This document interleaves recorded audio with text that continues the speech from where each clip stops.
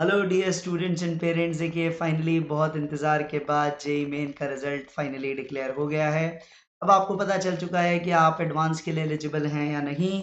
और अगर आपने एडवांस के लिए एलिजिबिलिटी पाई है तो मेरी तरफ से बहुत-बहुत बधाइयाँ आपको, क्योंकि मैं जानता हूँ कई लोग तैयारी के बाद भी किसी कारण से या पेपर बिगड़ने के कारण एग्ज़ाम एडवांस का लिखने की क्वालिफ़िकेशन भी नहीं हासिल कर पाते। आपने वो हासिल की है, उसके लिए आपको बहुत-बहुत बधाई। अब अगला पड़ाव, असली पड़ाव जिसके लिए एक्चुअली मोस्टली बच्चे तैयारी करते हैं, वो है जेईई एडवांस्ड।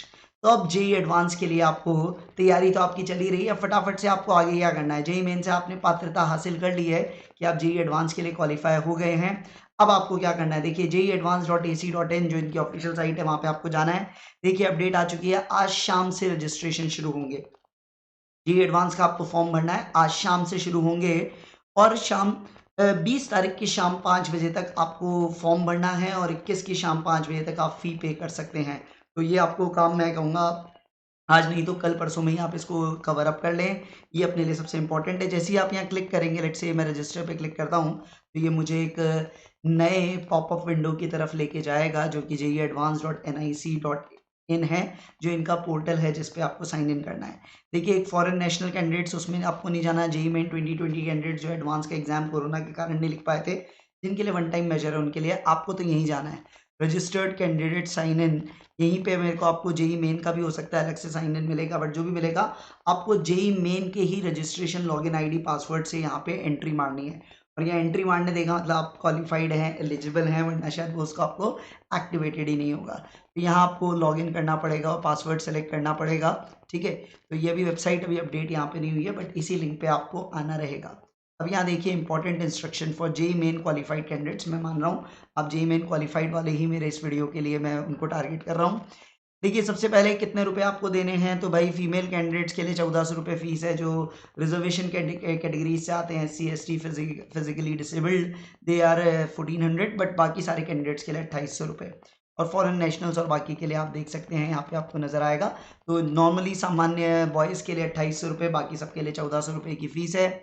फिर आपको क्या करना है, फिल द रजिस्ट्रेशन फॉर्म। आपको क्या करना है, इसमें जेईई मेन का एप्लीकेशन नंबर, पासवर्ड डालना है। सारी डिटेल्स आपकी पर्सनल एकेडमिक डिटेल्स जो जेईई मेन में आपने डाली थी, एज इट इज आ जाएंगी।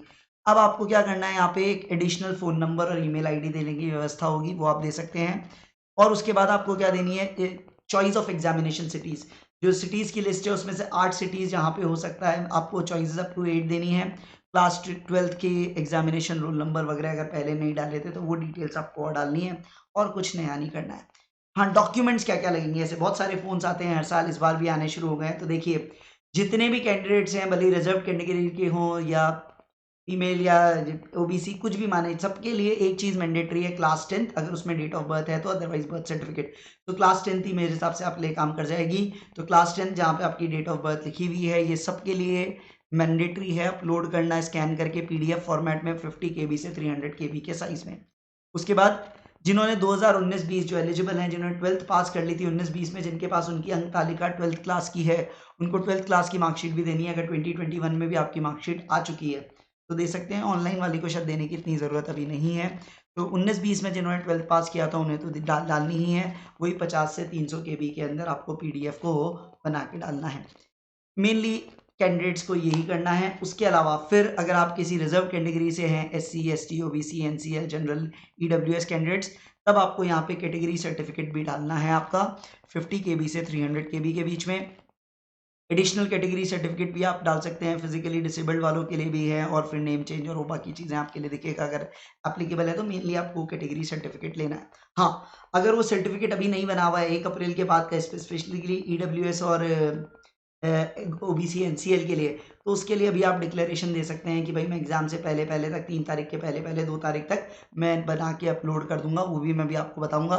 फिर रजिस्ट्रेशन फ़ी पे करनी है, बहुत सारे तरीके हैं, credit card, debit card, net banking, even SBI का चालान भी आप यूज़ कर सकते हैं। पासवर्ड पॉलिसी आपको दिख रही है, कैसे रीसेट करेंगे, ये सब है। तो ये सारी इंस्ट्रक्शंस आपको यहाँ पे फॉलो करने हैं। अब बात करूँ मैं सर्टिफिकेट फॉर्मेट्स की। तो सर्टिफिकेट फॉर्मेट्स किस-किस वे में आपको सर्टिफिकेट देने हैं, जो रिज़र्व कैटेगरी वाले स्टूडेंट्स हैं उनके लिए बहुत सारी ये डिटेल्स इस बार पर थोड़ी दिक्कत आती है। तो सबसे पहले ईडब्ल्यूएस वालों को इस फॉर्म में आपको ये सर्टिफिकेट चाहिए, और याद रखिए ये सर्टिफिकेट 1 अप्रैल 2021 के बाद का बना हुआ होना चाहिए। जो भी डिटेल्स है not below the rank of tehsildar in the state UTC officer के द्वारा बनाया हुआ होना चाहिए। ओबीसी के लिए ये सर्टिफिकेट फॉर्मेट है, ये सब आपको मिलेगा वेबसाइट पे, सर्टिफिकेट फॉर्मेट्स में आप जाइए, ये पूरा एज इट इज़ भले इसे प्रिंट कराइए। एससी एसटी के लिए आपके लिए यही है। मेन चीज़ याद रखिए, ईडब्ल्यूएस और ओबीसी एनसीएल के लिए 1 अप्रैल 2021 के बाद का होना मैंडेटरी है। यही आपको बाकी और फॉर्मेट्स भी हैं।